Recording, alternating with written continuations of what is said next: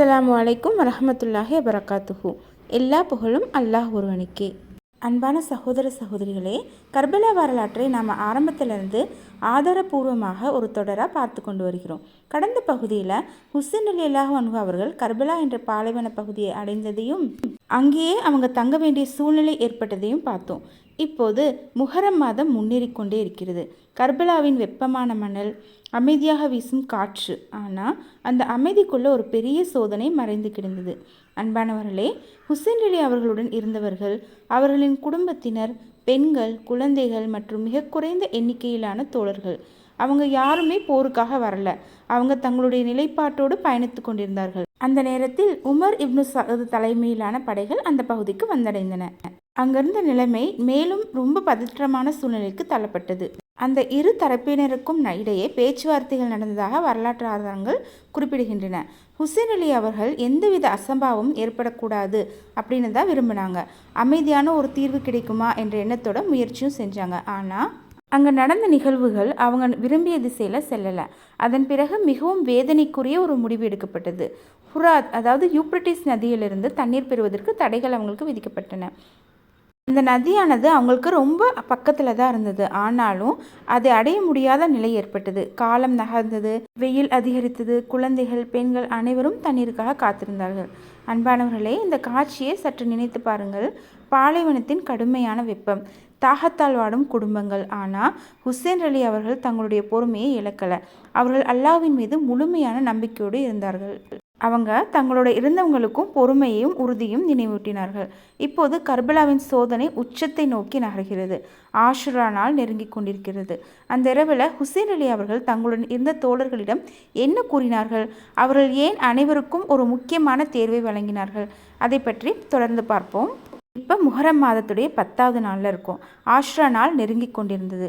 அந்த நேரத்தில் ஹுசைன் அலி அவர்களின் பாதையை முதலில் மறித்த தளபதி அல்ஹூர் இப்னு எசித் ரஹமத்துல்லாஹி அவர்கள் என்பதை பார்த்தோம். ஹுசைன் அலி அவர்களும் அவங்க கூட இருந்தவங்களும் கூபா நகரை நோக்கி பயணம் மேற்கொண்டிருக்கும் போது அவங்கள கூபா நகருக்கும் போக விடாமல், மதீனாவுக்கும் போக விடாமல் வழிமறித்து கர்பலாவுக்கு கூட்டிகிட்டு வந்தவங்க இவங்கன்னு கடந்த பகுதியிலேயே பார்த்தோம். இப்போ அல்ஹூர் இப்னு எசித் ரஹமத்துல்லாஹி அவர்கள் ஆழ்ந்த சிந்தனையில் இருந்தாங்க. என்ன சிந்திக்கிறாங்கன்னா, அவங்க செஞ்சது சரியா தப்பா, அவங்க உண்மையின் பக்கம் யார் இருக்காங்க அப்படிங்கிற கேள்விகள் அவங்களோட மனதை உருக்கியது. அவங்க என்ன சொன்னாங்கன்னா, நான் சொர்க்கத்துக்கும் நரகத்திற்கும் இடையில் இருக்கேன், கண்டிப்பாக நரகத்தில் விழமாட்டேன் அப்படின்னு சொல்லிட்டு அவங்களோட குதிரையை திருப்புறாங்க. அவங்க நேராக ஹுசைன் ரலியல்லாஹு அவர்களிடம் வந்தார்கள். அல்லாஹ்வின் மீது ஆணையாக நான் செய்த தவறுக்காக வருந்துகிறேன், என்னை அல்லாஹ் மன்னிப்பானா என்று மனமுருகி மன்னிப்பு கேட்டாங்க. அன்பானவர்களே, ஹுசைன் அலி அவர்கள் அவரை திட்டலை, அவமானமும் படுத்தலை, மாறாக அவரை அன்புடன் ஏற்றுக்கொண்டார்கள். அல்ஹூர் ரஹமத்துல்லாஹி அவர்கள் அந்த நிமிடத்திலிருந்து உண்மையின் பக்கத்தில் நின்றாங்க. கர்பலா போரில் ஹுசைன் அலி அவர்களுடன் இணைந்து போராடி ஷஹீதானார்கள். சகோதர சகோதரிகளே, கர்பலா நமக்கு கற்றுத்தரும் மிக அழகான பாடங்களில் இதுவும் ஒன்று. ஒரு மனிதன் தவறு செய்திருந்தாலும் அவன் உண்மையாக மனம் திருந்தி அல்லாஹ்விடம் திரும்பினால் அல்லாஹ்வின் கருணையின் கதவும் மூடப்படுவதில்லை. அல்ஹூர் ரஹமத்துல்லாஹி அவர்களுடைய பெயர் இன்றும் மரியாதையுடன் நினைவு கூறப்படுகிறது. கர்பலாவின் மணற்பரப்பில் ஒரு பக்கம் பெரிய படை, மற்றொரு பக்கம் ஹுசைன் அலி அவர்களும் அவர்களுடன் இருந்த சிறிய குழுவும். இந்த இரவில் ஹுசைன் அலி அவர்கள் என்ன பண்ணுறாங்கன்னா, அவங்க கூட இருந்த தோழர்களை ஒன்று சேர்க்குறாங்க. அவங்கக்கிட்ட அன்போடு பேசுகிறாங்க. நம்மை தேடித்தான் இவர்கள் வந்திருக்கிறார்கள். இரவு இருட்டாக இருக்கிறது. யாராவது செல்ல விரும்பினால் தயக்கமின்றி செல்லலாம் என்ற பொருளில் அவர்களுக்கு அனுமதி அளித்ததாக நம்பகமான வரலாற்று ஆதாரங்கள் குறிப்பிடுகின்றன. அன்பானவர்களே, இதை கேட்ட தோழர்கள் என்ன செய்தார்கள் தெரியுமா? யாரும் அவங்கள விட்டுட்டு போல, மாறாக நாங்கள் உங்களுடன் இருப்போம், கடைசி வரை உங்களை விட்டு பிரிய மாட்டோம் என்று உறுதியளித்தார்கள். அந்த இரவு அவர்கள் அல்லாஹ்வை வணங்குவதிலும், துஆ செய்வதிலும், குர்ஆன் ஓதுவதிலும் நேரத்தை செலவிட்டார்கள். அன்பானவர்களே, இந்த காட்சி நமக்கு ஒரு பெரிய பாடத்தை கற்றுத்தருது. சோதனை வரும்போது ஒரு முஃமின் அல்லாஹ்வை இன்னும் அதிகமாக நெருங்குவான். அடுத்த நாள் ஆஷுரா காலையொளி உதித்தது. ஹுசைன் அலி அவர்கள் அசம்பாவிதம் நடக்காமல் இருக்க மீண்டும் முயற்சி செய்கிறாங்க. அமைதிக்கான வழி இருக்கிறதா என்றும் பார்த்தாங்க. ஆனால் நிலைமை மிகவும் பதற்றமாக இருந்தது. அவங்களுடைய போர் தவிர்க்க முடியாத நிலைமையை நோக்கியும் நகர்ந்தது. அன்பானவர்களே, இங்கிருந்து கர்பலா வரலாற்றின் மிகவும் வேதனையான அத்தியாயம் ஆரம்பமாகிறது. அந்த நாளில் ஹுசைன் அலி அவர்கள் எப்படி உறுதியாக நின்றார்கள்? அவர்களுடன் இருந்த தோழர்கள் என்ன செய்தார்கள்? அந்த சம்பவம் இன்று வரை ஏன் நினைவு கூறப்படுகிறது என்பதை தொடர்ந்து பார்ப்போம்.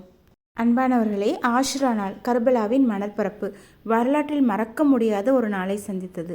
அந்த நாள் ஹுசேன் அலி அவர்கள் இறுதி வரை அல்லாஹ்வின் மீது நம்பிக்கையுடன் உறுதியாக நின்றார்கள். அவர்களுடன் இருந்த தோழர்களும் தங்கள் உயிரை பற்றிய கவலையை விட உண்மையின் பாதையில் நிலைத்திருப்பதையே முக்கியமாக கருதினார்கள். போர் ஆரம்பமானது. ஒவ்வொருவராக ஹுசேன் அலி அவர்களுடன் இருந்த தோழர்கள் வீர மரணம் அடைந்தார்கள். இறுதியில் ஹுசேன் அலி அவர்களும் ஷஹீதாக்கப்பட்டார்கள். இன்னா லில்லாஹி வ இன்னா இலைஹி ராஜிஊன். அல்லாஹ்வின் நல்லடியார்களே, கர்பலா என்பது ஒரு போர் நடந்த இடம் மட்டுமல்ல. அது உண்மைக்காக உறுதியாக நிற்பது என்றால் என்ன என்பதை உலகிற்கு நினைவூட்டிய ஒரு வரலாற்று சம்பவம். இந்த சம்பவம் நமக்கு கற்றுத்தருவது என்னவென்றால், அல்லாஹ்வின் கட்டளையை பற்றி பிடித்து வாழ்வது, சோதனைகள் வந்தாலும் பொறுமையாக இருப்பது, நீதியை விட்டு கொடுக்காமல் இருப்பது, இவையே. அன்பானவர்களே, இந்த வரலாற்றை நாம் நினைவு கூறுவதன் நோக்கம் யாரையும் வெறுப்பதற்காக அல்ல, மாறாக நபிகள் நாயகம் ஸல்லல்லாஹு அலைஹி வஸல்லம் அவர்களின் குடும்பத்தினரின் தியாகத்திலிருந்து பாடம் கற்றுக்கொள்வதற்காக, அல்லாஹ்விடம் உறுதியாக இருப்பதற்காக, நம் ஈமானை வலுப்படுத்திக் கொள்வதற்காக. இதுவரை கர்பலா வரலாற்றை ஆரம்பத்திலிருந்து ஆதாரபூர்வமாக பார்த்தோம். இந்த தொடரில் ஹுசேன் அலி அவர்களின் வாழ்க்கை, ஹசன் அலி அவர்களின் தியாகம், கூபாவின் நிகழ்வுகள், முஸ்லிம் இப்னு அக்கல் ரஹ்மத்துல்லாஹி அவர்களின் ஷஹாதத், கர்பலா, ஆஷுரா என்ற வரலாற்றின் முக்கிய நிகழ்வுகளை பயணித்தோம். இந்த தொடரில் ஏதேனும் நன்மை இருந்தால் அது அல்லாஹ்வின் அருள், ஏதேனும் தவறு இருந்தால் அது என்னிடமிருந்தும் மனித வரம்புகளாலுமே. அல்லாஹ் நம்மை உண்மையை அறிந்து அதன்படி வாழக்கூடியவர்களாக ஆக்குவானாக. நபிகள் நாயகம் ஸல்லல்லாஹு அலைஹி வஸல்லம் அவர்களின் குடும்பத்தினர் மீதும் அல்லாஹ் தனது அருளையும் அமைதியையும் பொழிவானாக. ஆமீன் ஆமீன் யா ரப்பில் ஆலமீன். அஸ்ஸலாமு அலைக்கும் வரஹ்மத்துல்லாஹி வபரகாத்துஹு.